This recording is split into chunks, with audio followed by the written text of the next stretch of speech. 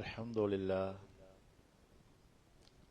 لله نحمده ونستعينه ونستغفره ونؤمن به ونتوكل عليه ونعوذ بالله من شرور أنفسنا ومن سيئات أعمالنا من يهده الله فلا مضل له ومن يضلل فلا هادي له وأشهد أن لا إله إلا الله وحده لا شريك له وأشهد أن سيدنا ونبينا ومولانا محمدا وبارك وسلم عليه أما بعد فقد قال الله تعالى في محكمه التنزيل وفرقانه المجيد بعد أعوذ بالله من الشيطان الرجيم بسم الله الرحمن الرحيم يا أيها الذين آمنوا اتقوا الله حق تقاته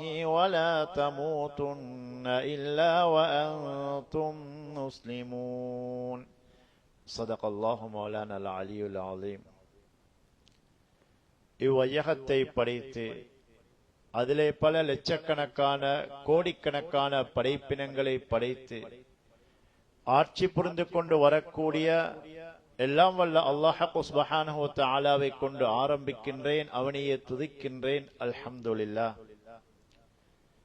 சத்தியத்தை நிலைநாட்டுவதற்காக வேண்டி இவ்வுலகத்திலே வந்துதித்த எம்பெருமானார் ரசூலே அக்ரம் முஹம்மது முஸ்தபா ஸல்லல்லாஹு அலைஹி வஸல்லம் அன்னவர்கள் மீதும் அன்னவர்களின் வாழ்க்கையை எல்லா சந்தர்ப்பங்களிலும் பேணி பாதுகாத்து எடுத்து நடந்து வந்த சஹாபாக்கள், தபிஊன்கள், தபஅத் தபிஈன்கள், அதே போன்று கியாம நாள் வரைக்கும் வரக்கூடிய முஸ்லிமான ஆண்கள் பெண்கள் அனைவர்கள் மீதும் சலாத்தும் சலாமும் உண்டாவதாக என்று கூறியதற்கு பின்னால் புனிதமான ஜும்ஆவுடைய கடமையை நிறைவேற்றுவதற்காக வேண்டி இறை இல்லமாம் அல்லாஹ்வுடைய மஸ்ஜிதிலே இஅ்திகாஃபுடைய நியத்துடன் வந்தமர்ந்திருக்கும் அல்லாஹ்வின் நல்லடியார்களே, கனவான்களே, பெரியோர்களே, சகோதரர்களே, ரப்புல் இஸ்ஸத் அல்லாஹ் சுப்ஹானஹு வ தஆலா எவைகளை எமக்கு ஏவிருக்கின்றானோ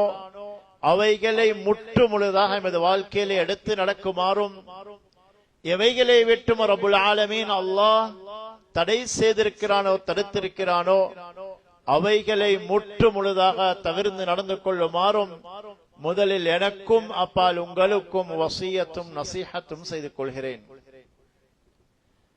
மேலான அல்லாஹ்வின் நல்லடியார்களே, அல்லாஹ் சுப்ஹானஹு வ தஆலா இந்த உலகத்தில் எம்மை படைத்த நோக்கம் குர்ஆனில் பல இடங்களில் தெளிவுபடுத்துகிறான். இந்த வாழ்க்கை நிரந்தரமான வாழ்க்கை இல்ல, மௌத்துக்கு பின்னால் இருக்கக்கூடிய வாழ்க்கை நிரந்தரமான வாழ்க்கை. இது ஒரு தற்காலிகமான ஒரு அவகாசமாக அல்லாஹ் தந்திருக்கக்கூடிய வாழ்க்கை என்பதை அல்லாஹ் குர்ஆனிலே தெளிவுபடுத்திக் கொண்டிருக்கிறான். நாம் தாயுடைய வயிற்றில் இருக்கக்கூடிய நேரத்திலே அல்லாஹ் 4 மாதங்கள் முடிஞ்சதுக்கு பின்னால் மலக்கை, அந்த கற்பப்பைக்கு பொறுப்பாக இருக்கக்கூடிய மலக்கை அல்லாஹ் அனுப்புகிறான். அங்கே அல்லாஹ் அந்த மலக்குக்கு கட்டளையிடுகிறான், இவனுடைய ஆயுட்காலம் எவ்வளவோ, இவன் எவ்வளவு சாப்பிடுவான், எவ்வளவு குடிப்பான், எவ்வளவு வாழுவான், உலகத்திலே என்னென்ன செய்ய போகிறான், இவனுடைய அஜல் இவ்வளவு காலம் தான் என்பதையெல்லாம் எழுதப்பட்டு விட்டது.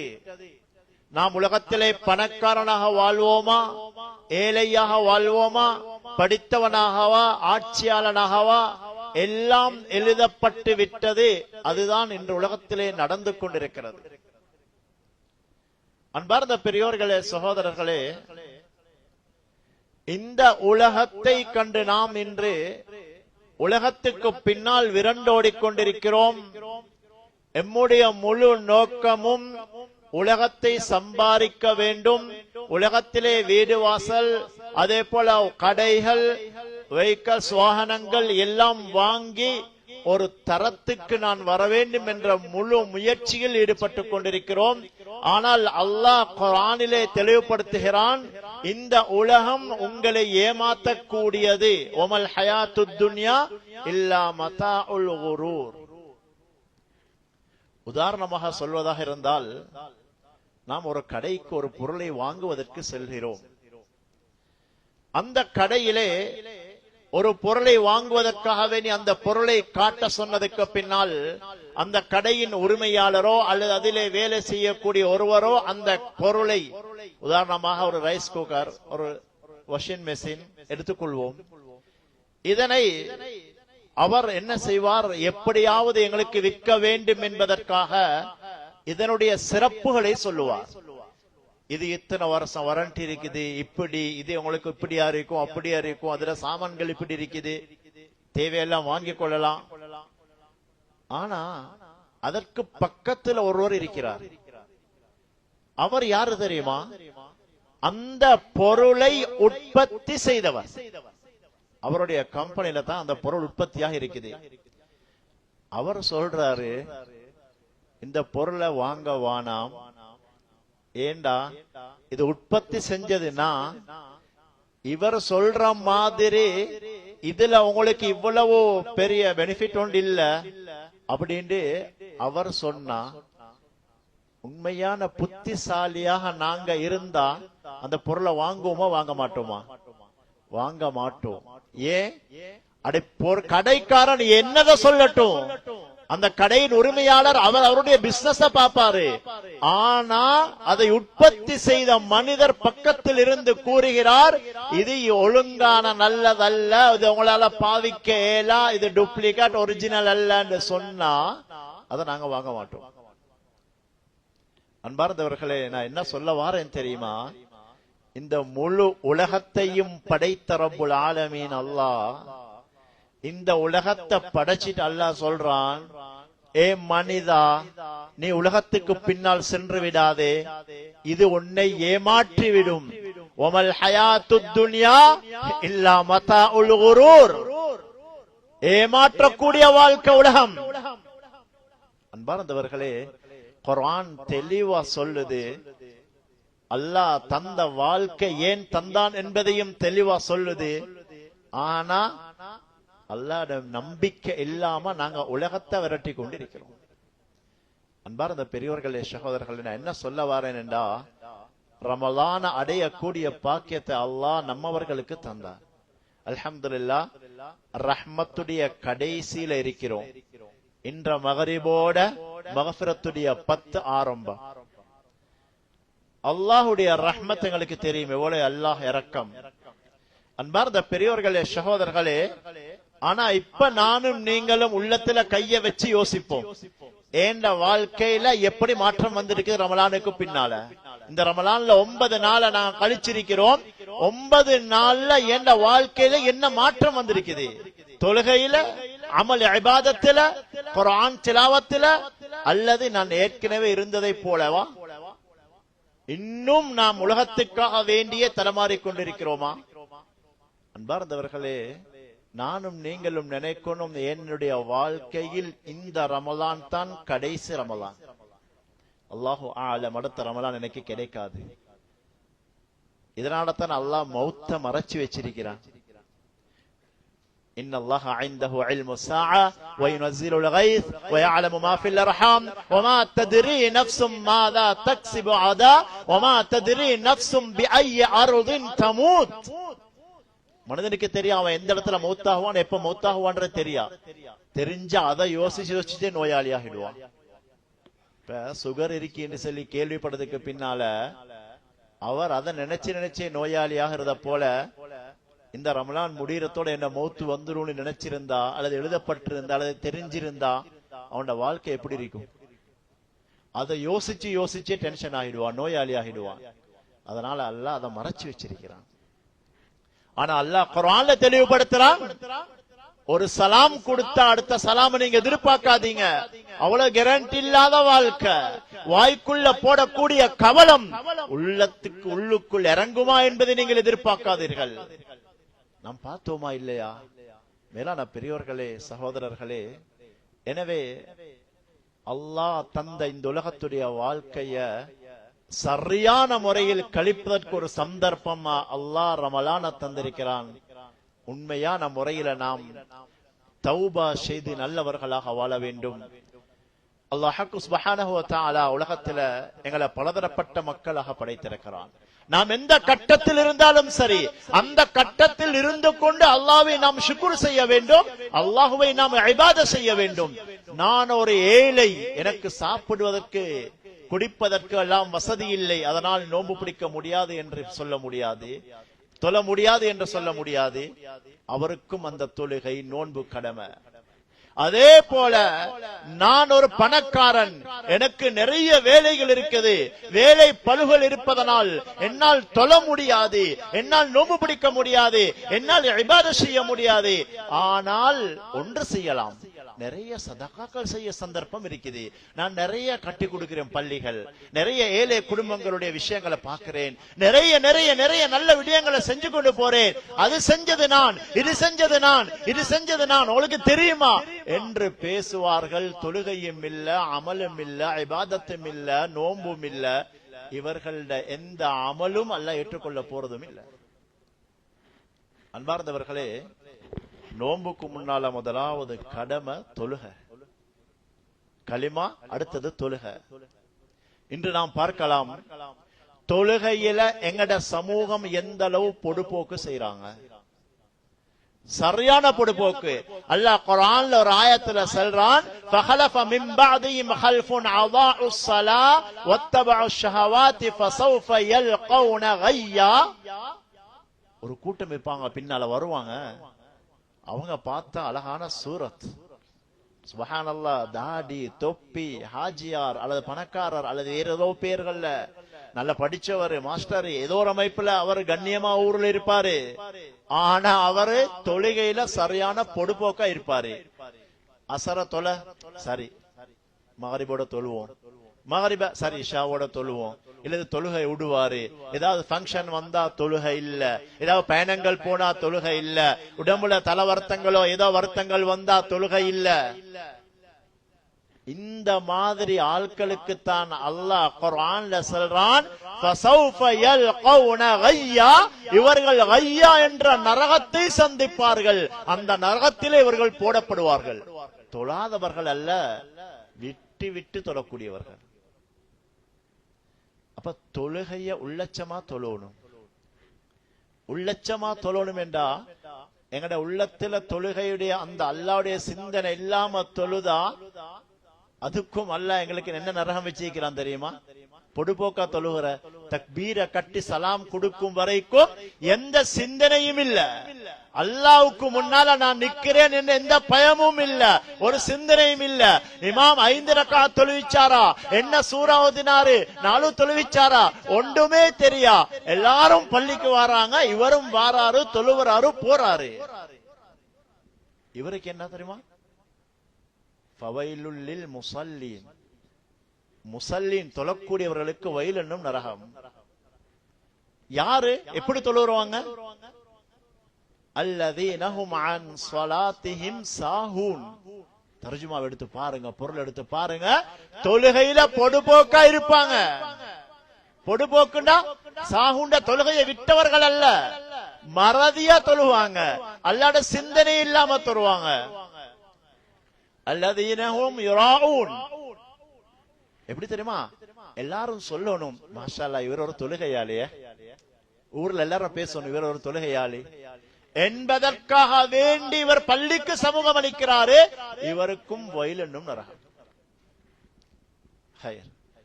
அப்ப விட்டு விட்டு தொழுதவருக்கும் நரகம், தொழுகையில பொடுபோக்காக உள்ளச்சம் இல்லாம பயபக்தி இல்லாம அல்லாஹ்வுடைய சிந்தனை இல்லாம தொழுகிறாரு, இவருக்கும் நரகம். அப்ப தொழாத மனிதன் அவன் முஸ்லிமே இல்ல, அவன் முஸ்லிமே இல்ல. ஏனென்றா குர்ஆனும் ஹதீஸும் நபி ஸல்லல்லாஹு அலைஹி வஸல்லம் தெளிவா சொன்னாங்க, யாரிடத்துல தொழுகை இல்லையோ அவன் முஸ்லிமும் இல்ல, அவனை நீங்க முஸ்லிம் மையவாடியில் அடக்கவும் வேணாம். வாப்ப மௌத்தானா வாப்பட சொத்துல வராசத் அனந்தர சொத்து பிரிப்பீங்களே, அந்த தொழுகை இல்லாத மகனுக்கு பிரிக்கவும் வேணாம். உலமாக்கள் மார்க்க அறிஞர்களுடைய கருத்து, தொழுகை அவ்வளவு முக்கியம் சகோதரர்களே. ஆனா இன்று நோம்ப பிடிக்கிறோம், தொழுகையில பொடுப்போக்கு. அல்லது ரமலானுடைய மாதம் மாத்திரம் தொழுகிறோம், அதுக்கு பின்னால தொழுகையில சரியான பொடுப்போக்கு. எமது சமூகம் மேலான பெரியோர்களே சகோதரர்களே, அல்லாஹ் சுப்ஹானஹு வ தஆலா உலகத்துல எங்களை பலதரப்பட்ட மக்களாக படைச்சு, அதுல பணக்காரர்கள், ஏழை, அதே போல படித்தவர்கள், ஆட்சியாளர்கள், குடிமக்கள். ஆனா குர்ஆனை சுமந்த ஹாஃபிலுடன், இல்மை சுமந்த ஆலிமுடன் அல்லாஹ் அவர்களுக்கு வைத்திருக்கக்கூடிய கண்ணியம் என்ன? அல் உலமா வரஸத்துல் அம்பியா, உலமாக்கள் நபிமார்களுடைய அனந்தரக்காரர்கள். இல்ம சுமந்திருக்கிறாங்க, குர்ஆன உள்ளத்துல சுமந்திருக்கிறாங்க, அல்லாஹ்வை பயந்து வாழ்றாங்க. அவங்களோட அல்லாஹ் ஒரு கூட்டத்தை சேர்த்திருக்கிறான். யார தெரியுமா? யார தெரியுமா? மேலான பெரியோர்களே சகோதரர்களே, பணக்காரர்களே. சுப்ஹானல்லாஹ். எப்படியான பணக்காரர் தெரியுமா? எல்லா வசதி உள்ளவர்களும் அல்ல. எந்த வசதி உள்ளவர்கள் என்றால், எவர்களெல்லாம் ஜகாத்தை சரியான முறையிலே கொடுத்து சதகாக்கள் செய்து தனக்கு அல்லாஹ் தந்த சொத்திலிருந்து அடுத்த மக்களுக்கு அள்ளி வாருகின்றார்களோ, அவர்களையும் ஹாஃபில்மார்களையும் அவர்களையும் உலமாக்களையும் அல்லாஹ் ஒன்று சேர்த்து பேசியிருக்கிறான். சுப்ஹானல்லாஹ். நபியுல்லாஹி ஸல்லல்லாஹு அலைஹி வஸல்லம் சொன்னாங்க, உலகத்துல பொறாமை என்பது கூடாது, பொறாமப்படவே இல்ல. ஆனா ரெண்டே ரெண்டு பேரை தவிர அவங்கள பார்த்து பொறாமப்படலாம். ஒன்று குர்ஆன சுமந்த ஹாஃபில்கள், ஆலிம்கள், அதை சுமந்து படிச்சு கொடுக்கறாங்க, அதை அமல் செய்யறாங்க, இரவு நின்று தொழுது வழங்குறாங்க, தஹஜ்ஜத்துல எழும்பி குர்ஆன ஓதி அமல் செய்யறாங்க. இவங்களை பார்த்து பொறாமப்படுங்க. ஏண்டா இவங்களுடைய அந்தஸ்து வேற லெவல் அல்லாஹ் கிட்ட. அடுத்தது யாரு தெரியுமா? ஒரு பணக்காரர், வசதி உள்ளவர். இவர் சுப்ஹானல்லாஹ், அல்லாஹ் கொடுத்த சொத்துல, அல்லாஹ் கொடுத்த பணத்துல அவருக்கு தெரியும், இது என்னுடைய சொத்தல்ல, இது ஏழைகளுக்கும் நான் கொடுக்க வேண்டிய பொருள் இருக்குது. எனவே அதை என்ன செய்யறாரு? கணக்கு பார்த்து ஜகாத்தை கொடுக்கிறாரு. தன்னால முடியுமான நல்ல நல்ல காரியங்களுக்கு சதகாக்கள் செய்யறாரு. இவரையும் பார்த்து நீங்க பொறாமப்படுங்க. எனக்கும் இப்படி சொத்து பணம் இருந்தா நானும் கொடுப்பேனே. மேலான பெரியோர்களே சகோதரர்களே, இவங்களை தவிர வேறு யாரோடையும் இஸ்லாம் எங்களுக்கு பொறாமப்பட சொல்லல. மேலான பெரியோர்களே சகோதரர்களே, அல்லாஹ் சுப்ஹானஹு வ தஆலா உலகத்துல எங்களுக்கு தந்திருக்கக்கூடிய சொத்து, செல்வம், இதுல ஏழைகளுக்கும் ஒரு பங்கு இருக்கிறது. அல்லாஹ் குர்ஆன்ல தெளிவுபடுத்துறான். நபி அவங்க ஹதீஸ்ல சொன்னாங்க, அவர்களுடைய சொத்தை நாங்க உரிமை கொண்டாட இயலா. அவர்களுக்குரிய சொத்தை நாம் என்ன செய்யணும்? கொடுத்துடணும். அதனால தான் அல்லாஹ் குர்ஆன்ல வஅகீமுஸ் ஸலாத வஆத்துஸ் ஸகா, அதே போல தொழுகையையும் ஜகாத்தையும் சேர்த்து அல்லாஹ் 80 இடங்களுக்கு மேல அல்லாஹ் சொல்றான். தொழுகையோட ஜகாத். நீங்க நினைக்கவான ஜகாத்தை நாங்க வச்சுக்கொண்டு, எங்களை பொருளை வச்சுக்கொண்டு நாங்க ஜகாத் கொடுக்க தேவையில்ல அப்படின்னு வாழ்ந்துட்டே இல்லாது. தொழுகை இருந்தா கட்டாயம் ஜகாத்தும் கொடுக்கணும். மேலான பெரியோர்களே சகோதரர்களே, தொழுகை சீரானா எல்லாம் நடக்கும். உதாரணத்துக்கு சொல்லுவோமே, ஒருத்தன் பாவம் செய்யறான். உதாரணமா தகாத பாவம். என்ன பாவம்? ஒரு பெண்ணை நாடி பேய்த்து தேவையில்லாத அந்த பாவத்தை செய்யறான்னு வச்சுக்கோங்களே. ஒன்றே ஒன்று தான் இஸ்லாம் சொல்லுது, குர்ஆனும் ஹதீஸும், அவனுடைய தொழுகை சீரில்ல. தொழுகை எப்ப சீராகுதோ அப்ப இந்த பாவத்தை செய்ய மாட்டான். எவன் ஜினா செய்யறானோ அவனுடைய தொழுகை சீரில்ல. சுப்ஹானல்லாஹ். அல்லாஹ் எங்க சம்மதப்படுத்தி வைத்திருக்கிறான்? இப்ப யோசிங்க, கண்ணால உள்ளத்தால அதே போல எங்கட சிந்தனைகளால அந்த ஜினாவுடைய கட்டங்களை அல்லது அந்த எண்ணங்களை நாங்க உள்ளத்துல கொண்டு வாரோம் என்றா இஸ்திக்ஃபார் செய்யுங்க, தௌபா செய்யுங்க, இன்னும் எங்கட தொழுகை சீராகல. மேலான பெரியோர்களே, சகோதரர்களே, அன்பார்ந்தவர்களே, அதே போலதான் தொழுகை சீரானா ஜகாத்தை கொடுத்துருவாரு.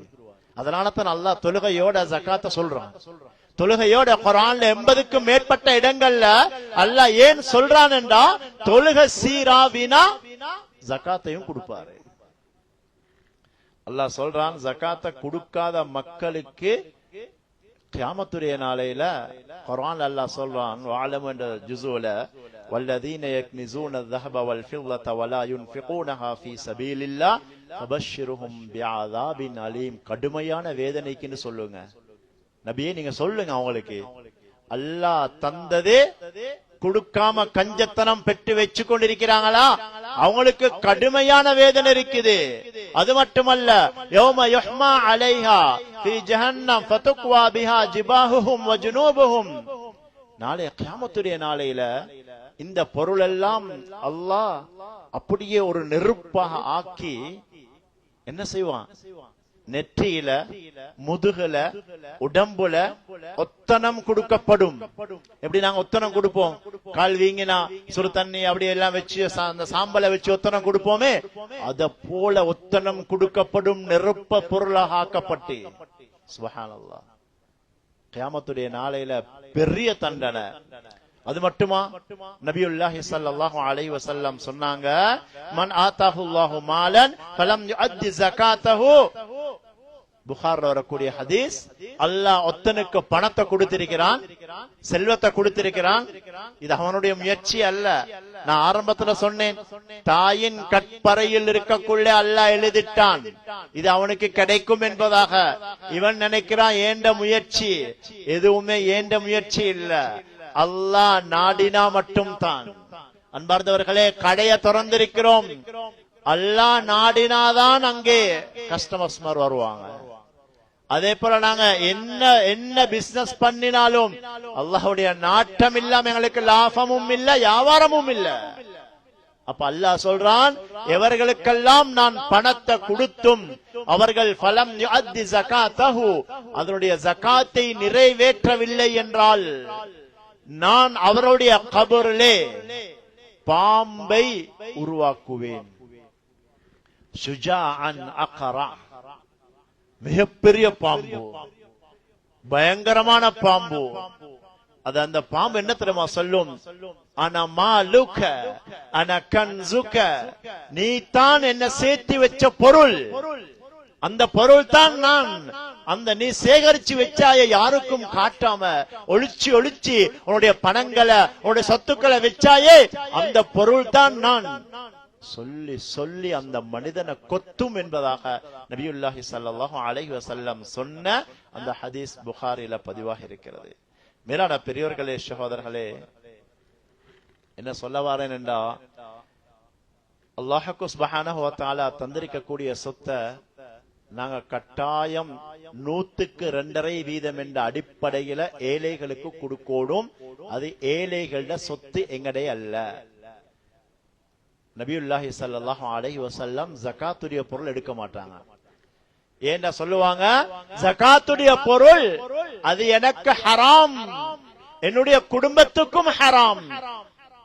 வ இன்னமா ஹிய அவ்சாஹுன் நாஸ், அது மக்களுடைய அழுக்கு ஊத்தைகள், அது ஏழைகளுக்கு போய் சேர வேண்டிய சொத்து என்பதாக சொல்லுவார்கள். ஆனா சதகாவா கபூல் செய்வாங்க.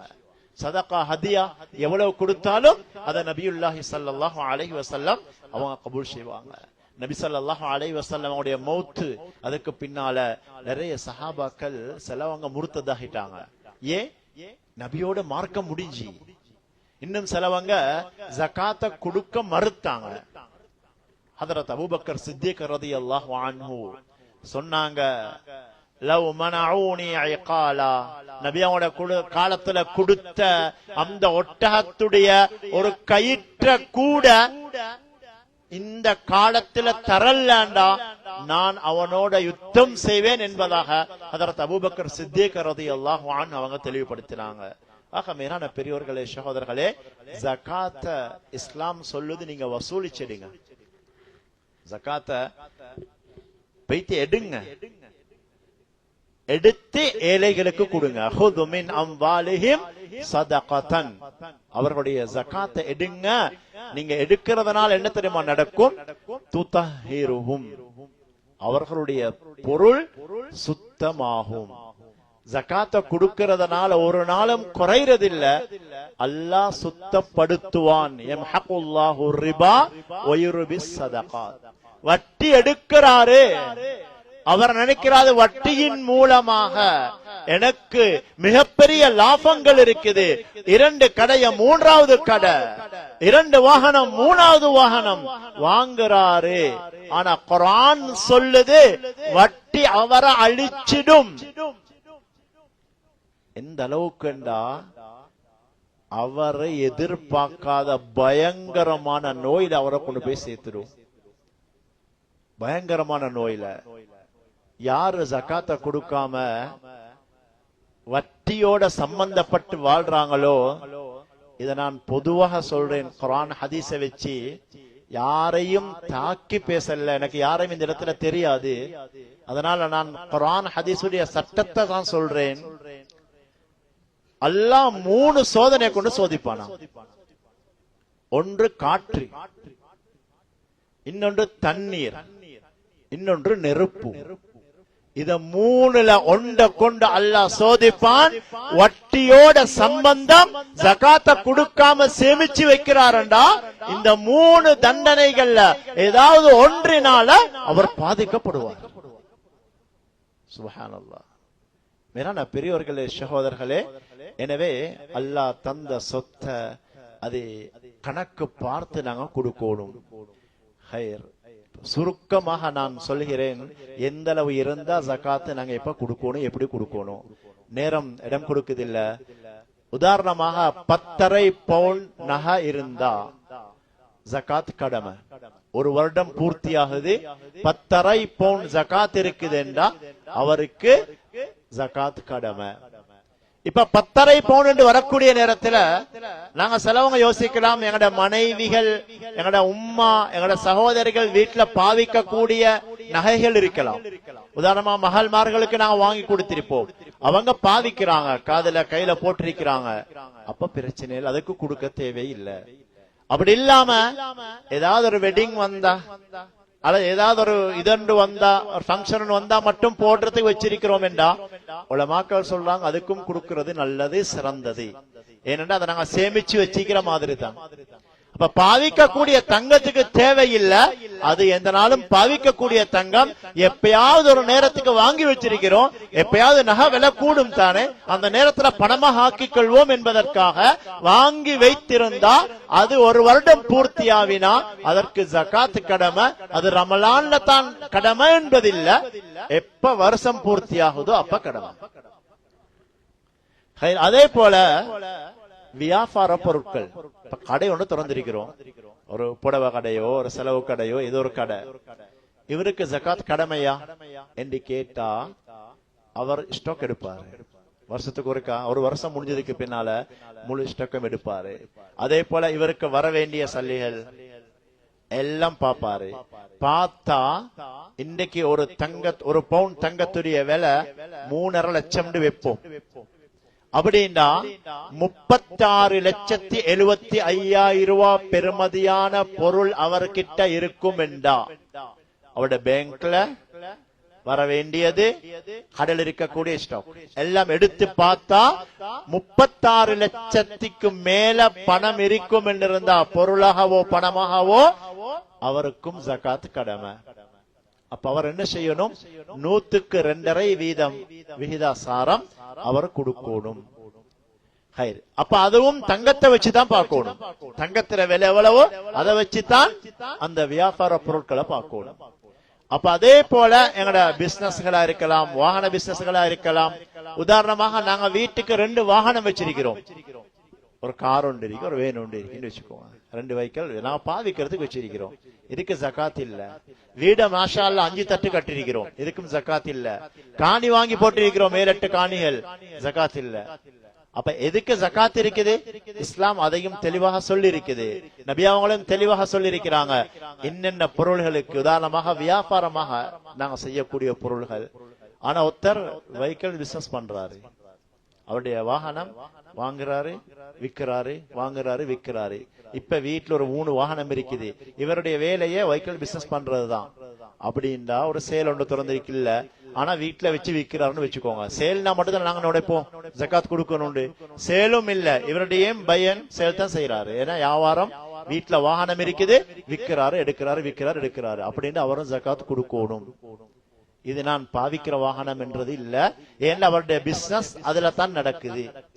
மேலான பெரியோர்களே, சகோதரர்களே, இதே போல எங்களுக்கு அடுத்த பொருள்கள் வரப்போக்குள்ள எங்களுக்கு மரக்கறிகள்ல ஜகாத் இல்ல, நெல்கள்ல ஜகாத் இருக்குது, விவசாயங்கள் அது எங்கட ஊர்கள்ல இல்ல. அப்ப அதனால எங்கட இந்த வியாபார பொருட்கள், அதே போல எங்கட பிசினஸ்கள், அதே போல இது. அப்ப இவைகள் எல்லாம் நாங்க தங்கம் வெள்ளில ஜகாத் கொடுக்க வேணும். இப்ப ஜகாத்தை எப்படி கொடுக்கிறது, யாருக்கு கொடுக்கிறது என்று வந்தா, இன்றைக்கு நான் சொன்ன ஆரம்பத்துல யாரையும் எனக்கு தெரியாது, யாரும் கோயிச்சுக்கொள்ளும். ரமலான் வர்றதுக்கு முன்னால ஒரு லிஸ்ட் போட்டாச்சு, இன்னென்ன நாளுக்கு ஜகாத். ஒரு 20-30 பேர் அவர்கிட்ட இருக்கும், ஒரு 50 பேர் இருக்கும். கேட்டா சொல்லுவாரு, ஹசரத் குடும்பத்துக்கு கொடுக்கணும் இல்லையா? எஸ் கொடுக்கணும். ஹசரத் அடுத்தூட இல்லையா? அவங்க ஒவ்வொரு வருஷம் நாங்க கொடுக்கிறோம், எதிர்பார்த்திருப்பாரு இல்லையா? ஓ, ஒவ்வொரு வருஷமும் நாங்க கொடுக்கிறோம், அவர் எதிர்பார்த்திருப்பாரு இல்லையா? அப்படின்னா அந்த வார்த்தையே பிழை, ஜகாத்துடைய நோக்கமே பிழைச்சிட்டு. மேலான பெரியோர்களே, சகோதரர்களே, அப்படி என்லப்ப கொடுத்துடுவாங்க. அதுல ஒரு 5000 10,000 போட்டு நாங்க எங்க ஜகாத் சொல்லி. இன்னும் செலவு என்ன தெரியுமா செய்வாங்க? அரிசிகளை வாங்கி வச்சிருவாங்க, வச்சு இன்னென்ன நூற்றுக்கால் இன்னென்ன ஊடுகளுக்கு இத்தனை பேத்துக்கு அரிசியை கொடுத்துருங்க, ஏன்னா ஜகாத் முடிஞ்சு. இன்னும் செலவங்க என்ன செய்வாங்க, ஒரு ஊரை எடுத்து அந்த ஊருக்கு தேவையான ட்ரை ஃப்ரூட் பார்சலை, ஒரு நோம்புக்கு தேவையான பார்சலை கொடுத்துட்டு நான் ஜகாத்தை கொடுத்தேன்னுவாங்க. இன்னும் சிலவங்க 50 ரூபா 100 ரூபா மாத்தி வைப்பாங்க, அந்த கேட்டு வாரவங்களுக்கு கொடுத்துட்டு ஜகாத்தை கொடுத்துட்டோம்னுவாங்க. நல்லா விளங்கிக்கோங்க, இவ்வளவு நேரம் சொன்ன அந்த ஆயத்தெல்லாமே இந்த மாதிரி ஜகாத் கொடுக்கிறவங்களுக்கு தான். அவங்க என்ன தெரியுமா செய்யணும், முதலாவது அவங்களோட ஸ்டாக் எடுக்கணும், எடுத்து எனக்கு இவ்வளவு ஜகாத் இவ்வளவு கொடுக்க வேணும். உதாரணமாக அவர்கிட்ட இருக்க 1.5 கோடி இருந்தா அவர் அதுல கணக்கு பார்த்து இவ்வளவு நான் ஜகாத் கொடுக்க வேண்டிய சல்லி 4-5 லட்சம் வச்சுக்கோங்களேன், 5 லட்சம் 5 லட்சத்தை ஒதுக்கிடணும். இது ஏண்ட அல்ல, இது ஏழைகள். இப்ப என்ன செய்யணும், ஜகாத்தை எடுக்க தகுதியான 8 கூட்டம் அல்லாஹ் குர்ஆன்ல சொல்றான். எல்லாருக்கும் கொடுக்கலாம் 8 கூட்டம். அந்த 8 கூட்டத்துக்குள்ள எங்கட குடும்பம் இருந்தா முற்படுத்துங்க, பிரச்சனையே இல்ல. எங்கட நண்பர்கள் இருந்தா முற்படுத்துங்க, பிரச்சனையே இல்ல. அப்படி இல்லாம எங்கட குடும்பம் எங்கட உறவினர்கள் அந்த கூட்டத்துக்குள்ள இல்லண்டா நீங்க சதக்கா கொடுங்க. ஏன் மக்களுடைய அசிங்கமான மக்களுடைய அழுக்குன்ற நபி அவங்க சொன்ன அந்த சொத்தை கொண்டு போய் குடும்பத்துக்கு கொடுக்கணும். குடும்பம் உங்களோட ரத்த சொந்தமா இறக்கமா கொடுங்க சதக்காவ. சதக்காவுக்கு எவ்வளவு சிறப்பு இருக்குது. தண்ட குடும்பம் என்று வரக்குள்ள தண்ட குடும்பத்துக்கு சதக்காவை கொடுங்க, அடுத்தவர்களுக்கு ஜகாத்தை கொடுங்க. தண்ட குடும்பத்துல உண்மையிலே ஜகாத் பெற தகுதியானவங்க இருக்கிறாங்களா, அவங்களுக்கு என்ன தெரியுமா செய்யணும், இந்த 3 கூட்டத்தார், இந்த 8 கூட்டத்தார்கள்ல இமாமுனா ஷாஃபிஈ ரஹ்மத்துல்லாஹி அலைஹி அவங்களோட கருத்து, ஒரு கூட்டத்துல குறைஞ்சது 3 பேருக்காலும் கொடுபடணும். ஒரு கூட்டத்துல குறைஞ்சது 3 பேருக்காலும் ஜகாத் கொடுபடணும். அப்படின்னு வந்துட்டா, உதாரணமாக ஏழைகள் யாரு, ஃபகீர், அவங்களுக்கு ஒரு நாளைக்கு ஒரு 1000 ரூபாய் தேவை, அவர் சம்பாதிக்கிறாரு 300 ரூபாய், இவர் ஏழை. மிஸ்கின் யாரு, இவருக்கு தேவை ஒரு நாளைக்கு 1000 ரூபாய், இவர் ஒரு 700 ரூபாய் சம்பாதிக்கிறாரு, இவர் ஒரு மிஸ்கின். அப்ப ஏழை வேற மிஸ்கின் வேற. இது எங்களோட ஊர்கள் இருப்பாங்க, எங்களோட குடும்பத்திலும் இருப்பாங்க. அடுத்தது கடனாளிகள் இருப்பாங்க. கடனாளிகள் இருப்பாங்க. இப்படி ஒரு 3-4 கூட்டம் தான் எங்கட ஊர்கள்ல எங்கட குடும்பத்துக்குள்ள இருப்பாங்க. நான் என்ன தெரியுமா சொல்ல வாரேன், நீங்க உங்களோட ஜகாத்துடைய சல்லிய சரியாக உலமாக்கள் இடத்துல மஷூரா பண்ணி, எனக்கு இவ்வளவு ஜகாத் இருக்குது, இதை வச்சு நான் எத்தனை குடும்பத்துக்கு கொடுக்கலாம், என்ன செய்யலாம் என்று மஷூரா பண்ணி, அதுல யாரு மிக தேவையானவர்கள் இருக்கிறாங்களோ அவங்களுக்கு ஒரு தேவையுடைய ஏற்பாடை செஞ்சு கொடுக்கிற அல்லது அவங்கள கையில கொடுத்து அவங்களுக்கு வழிகாட்டுற. ஆனா ஜகாத்தை கொடுத்துட்டு நீங்க இதைத்தான் செய்யணும்னு சொல்லலாம். எங்களுக்கு ஜகாத் அவங்கட பணம், அவங்கட பணத்துக்கு நாங்க சட்டம் போடலாம். நீங்க இதைத்தான் செய்யணும், நீங்க கடையை திறக்கணும், நீங்க மெஷின் வாங்கணும், நீங்க இத இப்படி ஒரு வீல் வாங்கி ஓடணும், எங்களுக்கு சொல்லலாம். ஆனா மஷூரா செல்லலாம், ஆலோசனை செல்லலாம். எங்கட குடும்பமோ எந்த வீடோ எந்த ஊருண்ட அடிப்படையில உங்களை நான் தேர்ந்தெடுத்திருக்கிறேன், நீங்க ஒரு அடுத்த வருஷம் ஜக்காத்தை கொடுக்காட்டியும் பரவாயில்ல, எடுக்கக்கூடிய நிலைமைக்கு இருக்க கூடாது, அதனால இப்படி ஒரு பிசினஸ் பண்ணினா நல்லா இருக்குமே அப்படின்னு ஒரு வழிகாட்டல் எங்களுக்கு சொல்லலாம், ஆலோசனைகள் சொல்லலாம். ஆனா பைபோஸ் பண்ணி இதைத்தான் செய்யணும் என்று எங்களுக்கு சொல்ல இஸ்லாம் அனுமதி தரல. ஏண்டா அது எங்கட சொத்தும் அல்ல. ஆக மேலான பெரியோர்களே சகோதரர்களே, இப்படியாக பார்த்தோம் என்றா இன்றைக்கு ஜகாத்துகள் சரியாக கொடுக்கப்படுதான்னு பார்த்தா அது இல்ல. எல்லாரும் என்ன செய்யறாங்கண்டா அவங்களுக்கு விளங்கின மாதிரி லிஸ்ட் போட்டு கொடுத்துட்டு இருக்கிறாங்க. இன்னும் சிலவங்க என்ன தெரியுமா செய்யறாங்க, ஒரு வருஷத்துடைய ஜகாத்தை முற்படுத்தி கொடுக்கறாங்க. அது கூடுமா கூடாதான்னா தாராளமாக கூடும், பிரச்சனையே இல்லை. அடுத்த வருஷத்துடைய ஜகாத்தை உதாரணமா எப்பவுமே எனக்கு இந்த வருஷம் ஒரு 10 லட்சம் ஜகாத் கடமை, 10 லட்சம். இப்ப நான் யோசிக்கிறேன், இன்ஷால்லா அடுத்த வருஷம் ஒரு 10 லட்சம் வரலாம், அதை விட கூடயும் வரலாம். பிசினஸ் தானே, எல்லாம் கூட்டுவானே. இன்னொரு 10 லட்சத்தை எடுத்து யாரோ ஒரு 2-3-4 பேர் எடுத்து நல்ல ஒரு அமைப்புக்கு அவங்களை கொண்டாடுறதுக்கு ஒரு முயற்சியை செஞ்சோம் என்றா அது தாராளமாக கூடும். அடுத்த வருஷமாகக்குள்ள அந்த பொருளை நாங்க கவுண்ட் பண்ணுவோம், ஸ்டாக் எடுப்போம், எடுத்து பார்ப்போம், எங்களுக்கு நாங்க ஜகாத் கொடுத்தது தகுதி இருக்குதா, எங்களுக்கு பார்த்தா நாங்க கொடுத்தது சரி அப்படின்னா ஜகாத்தை எடுத்தவர் இருக்கிறாரே அவரும் அந்த ஜகாத்தை எடுப்பதற்கு தகுதி உள்ளவரா என்று பார்க்கணும். அவரும் ஜகாத்தை எடுப்பதற்கு தகுதியானவராக இருந்தா எங்களோட ஜகாத் கூடிடும் என்பதாக மார்க்க அறிஞர்கள் பேசுறாங்க. ஆக மேலான பெரியவர்களே சகோதரர்களே, இது ஆழமான ஒரு மசாலா, நிறைய விஷயங்கள் இதுல சொல்லப்பட்டிருக்குது. அப்ப ஆடு மாடு வளர்க்கக்கூடியவங்க, ஆடு 40 ஆடுகள் ஒரு வருஷம் இருந்தா அவங்க ஜக்காத் கொடுக்கணும். அதே போல மாடு 30 இருந்தா ஒரு வருஷம் ஜக்காத், அவங்க பூர்த்தியாக இருந்தா ஜக்காத் கொடுக்கணும். இப்படி நிறைய மசாயில்கள் இருக்குது. அதனால இன்ஷா அல்லாஹ் நாங்க ஒவ்வொருத்தரும் உலமாக்களை அணுகி என்னுடைய இதுதான், இதுக்கு நான் எவ்வளவு கொடுக்கணும் என்பதை நாங்க ஆலோசித்து அவங்கள்ட்ட ஐடியாக்கள் எடுத்து நாங்க அதை சரியா கொடுத்தோம் என்றா அந்த ஜகாத்து கொடுக்காத கூட்டத்துக்கு அல்லாஹ் என்ன தண்டனை வச்சிருக்கிறானோ அதிலிருந்து நாங்க பாதுகாத்ததாக ஆகிடும். எனவே நான் கடைசியா சொல்லிக் கொள்றேன், இந்த அரிசையும் இந்த சின்ன சின்ன பணங்களையும் என்லோப்புகளையும் கொடுத்துட்டு நினைச்சிடப்படாது இது ஜகாத் தான் என்று நினைச்சிடப்படாது, அது சதக்காவாகத்தான் போகும். ஆக மேலான பெரியவர்களே சகோதரர்களே, அல்லாஹ் தந்திருக்கிறான் ரமலானுடைய மாதம். மார்க்க இல்ம் என்பது அது ஆழமானது. அதை நாங்க உலமாக்கள் அணுகி படிச்சு எங்கட வியாபாரங்களை, எங்கட தொழில்களை, எங்கட எல்லா விஷயங்களையும் நாங்க சரியான முறையில செஞ்சோம் என்றா அல்லாஹ் இறக்கப்படுவான். எந்த அளவுக்கு இறக்கப்படுவான் என்றா, கடைசியா சொல்லி முடிச்சு கொள்றேன், ஒரு யுத்தம் நடக்குது, அதுல சில கைதிகளை ஸல்லல்லாஹு அலைஹி வஸல்லம் பிடிக்கிறாங்க. அதுல ஒரு பெண்மணி தண்ட குழந்தையை தேடி ஓடிக்கொண்டிருக்கிறான். அப்ப சஹாபாக்களும் நபி அவங்களும் பாக்குறாங்க, அந்த பெண்மணி ஓடுறா, ஓடி போயிட்டு அந்த குழந்தைய கட்டி பிடிச்சு பால் கொடுக்கிறான்.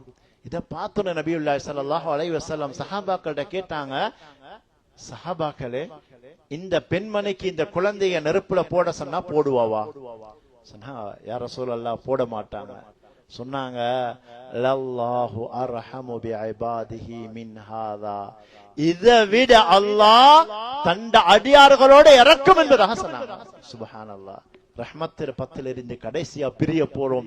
அன்பார்ந்தவர்களே, தௌபா செஞ்சு இஸ்திக்ஃபார் செஞ்சு அசல்ல அல்லாஹ்விடத்துல உண்மையான நல்லடியார்களாக நாம் மீள்வதற்கு முயற்சி செய்வோம். எனவே அல்லாஹ் சுப்ஹானஹு வ தஆலா எம் அனைவருடைய பாவங்களை மன்னித்தருவானாக. யா அல்லாஹ், நாம் தெரிந்தும் தெரியாமலும் செய்த அத்தனை பாவங்களை மன்னித்திடுவாயாக. யா அல்லாஹ், எமக்கு உண்மையான தக்வா உள்ளத்துல போட்டுடுவாயாக. பாவக்கரைகள் உள்ளத்திலே நிறைந்திருக்கிறது. யா அல்லாஹ், யா அல்லாஹ், உள்ளத்தை பரிசுத்தப்படுத்துவாயாக. யா அல்லாஹ், ரஹ்மத்துடைய பத்தில இருக்கிறோம். யா அல்லாஹ், யா அல்லாஹ், அந்த ரஹ்மத்தை அடைந்த கூட்டத்திலே அனைவர்களையும் சேர்த்திடுவாயாக. யா அல்லாஹ், எம்முடைய பெற்றோர்களுடைய பாவங்களை மன்னிச்சிரு. யா அல்லாஹ், யா அல்லாஹ், அவர்கள் யாரெல்லாம் உயிரோட வாழ்கிறார்களோ அவர்களுக்கு ஆரோக்கியமான வாழ்க்கையை கொடுத்திரு. யா அல்லாஹ், நிம்மதியான வாழ்க்கையை கொடுத்திரு. யா அல்லாஹ், நம்முடைய பெற்றோர்களை யாரெல்லாம் கபரிலே வாழ்கிறார்களோ யா அல்லாஹ், அவருடைய கபரை பிரகாசமாக்கி யா அல்லாஹ், சொர்க்கத்தின் பூஞ்சொலையாக்கி யா அல்லாஹ். ஒவ்வொரு நாளும் யா அல்லாஹ் ரமலான்ல நீ நரகத்திலிருந்து பல லட்சக்கணக்கான மக்களை சொர்க்கத்துக்கு அனுப்புகிறாய். யா அல்லாஹ், அப்படியான கூட்டத்தில் யா அல்லாஹ், எமது பெற்றோர்கள் எமது உறவினர்கள் கபரிலே யாரெல்லாம் வாழ்ந்து கொண்டிருக்கிறார்களோ யா அல்லாஹ், அவர்கள் அனைவர்களையும் சேர்த்திருவாயாக. யா அல்லாஹ், யா அல்லாஹ், எமக்கு உண்மையான ஈமான தந்திரி. யா அல்லாஹ், இந்த ரமலான்ல தௌபாவை அடைந்து உண்மையான நல்ல மனிதர்களுடைய கூட்டத்திலே அனைவர்களையும் சேர்த்திருவாயாக. யா அல்லாஹ், நாம் நோற்ற நோன்புகளையும் செய்த சதகாக்களையும் செய்த நல்ல காரியங்களையும் ஏற்றுக்கொள்வாயாக. யா அல்லாஹ், யா அல்லாஹ், மௌத்துக்கு முன்னால் தௌபாவுடைய பாக்கியத்தை தா. யா அல்லாஹ், யா அல்லாஹ், எமது சமூகம் எமது உம்மத்துகள் பலஸ்தீன்ல நசுக்கப்பட்டுக் கொண்டிருக்கிறார்கள். யா அல்லாஹ், அநியாயமாக கொல்லப்பட்டுக் கொண்டிருக்கிறார்கள். யா அல்லாஹ், அவர்கள் நோம்போடும் சஹரோடும் இஃப்தாரோடும் போராடி கொண்டிருக்கிறார்கள். யா அல்லாஹ், யா அல்லாஹ், நீ அவர்கள் அனைவர்களுக்கும் விமோசனத்தை கொடுத்திரு. யா அல்லாஹ், யா அல்லாஹ், அவர்களுக்கு நிம்மதியான வாழ்க்கையை கொடுத்திரு. யா அல்லாஹ், யா அல்லாஹ், அவர்கள் யாரெல்லாம் ஷஹீதாக இருக்கின்றார்களோ யா அல்லாஹ், அவர்களுக்கு உயர்தரமான சொர்க்கத்தை கொடுத்திரு. யா அல்லாஹ், யா அல்லாஹ், முஸ்லிம்கள் எங்கெங்கெல்லாம் நசுக்கப்படுகிறார்களோ யா அல்லாஹ், முஸ்லிம்கள் எங்கெங்கெல்லாம் கேவலப்படுத்தப்படுகிறார்களோ யா அல்லாஹ், அனைவர்களுக்கும் யா அல்லாஹ் நீ நல்ல அழகான வாழ்க்கையை கொடுத்திரு. யா அல்லாஹ், முஸ்லிம்களை பற்றிய நல்ல எண்ணத்தை அடுத்தவர்கள் உள்ளங்களை போட்டுடுவாயாக. யா அல்லாஹ், முஸ்லிம்களுக்கு எதிராக யாரெல்லாம் சூழ்ச்சி செய்கிறார்களோ யா அல்லாஹ், அவர்களுடைய சூழ்ச்சிகளை தவிர்ப்புடிவாக்கையாக. யா அல்லாஹ், யா அல்லாஹ், இந்த ரமலானிலே உண்மையான நல்லடியார்களுடைய கூட்டத்திலே அனைவர்களையும் சேர்த்திடுவாயாக. ஆமீன் ஆமீன். வஆகிரு தஅவானா அல்ஹம்துலில்லாஹி ரப்பில் ஆலமீன். அல்ஹம்துலில்லாஹி நஹ்மதுஹு வ நஸ்தஈன்.